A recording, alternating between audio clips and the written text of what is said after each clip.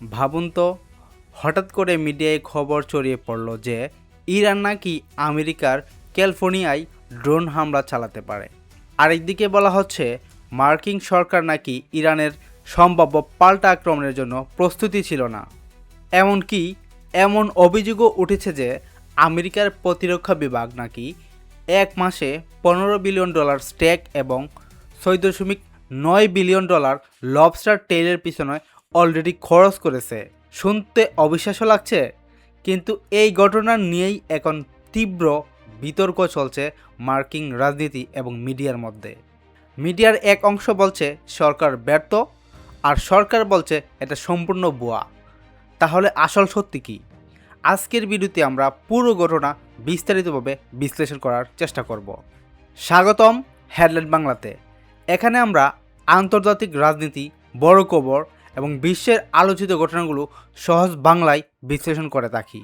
আজকের ভিডিওতে আলোচনা করব কেন মার্কিন প্রশাসন সরাসরি মিডিয়ার বিরুদ্ধে অবস্থান নিয়েছে, কেন CNN এবং ABC নিউজের রিপোর্ট নিয়ে এত বিতর্ক তৈরি হয়েছে, এবং ইরান নিয়ে চলমান সামরিক পরিস্থিতিতে আসলে কী ঘটছে।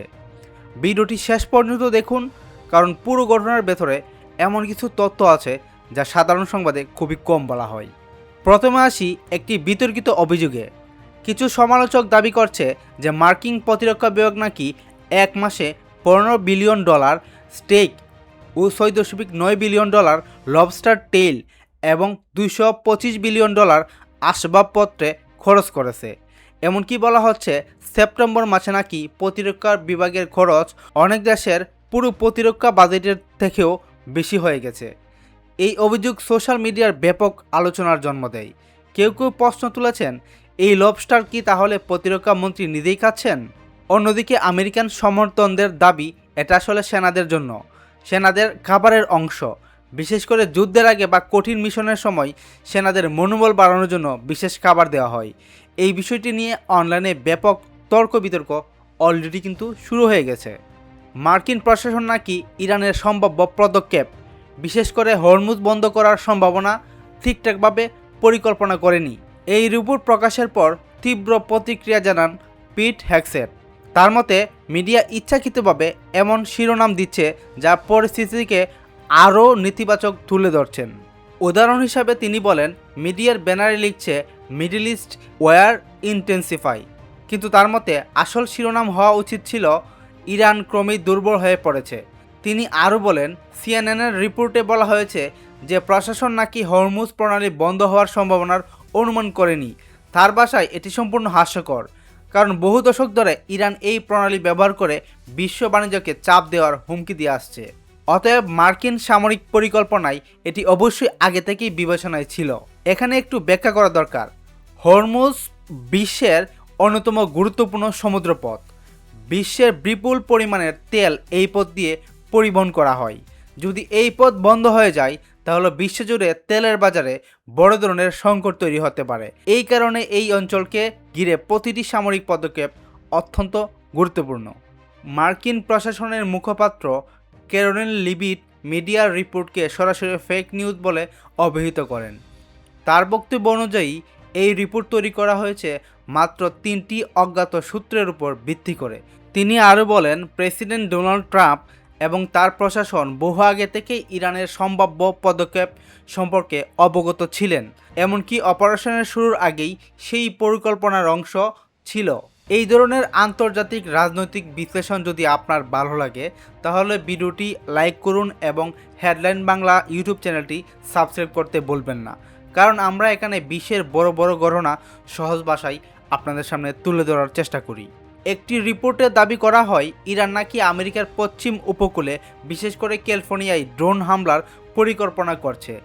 এর বিষয়ে রিপোর্ট প্রকাশ করেন ABC নিউজ।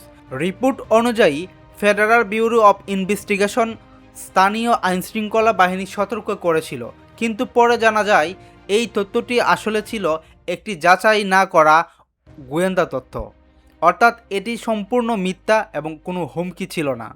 ক্যালিফোর্নিয়ার গভর্নর গেভিন নিউসম পরে জানান, বর্তমানে কোনো তাৎক্ষণিক হামলার হুমকি নেই, তবে তারা সবসময় সতর্ক অবস্থানে আছে।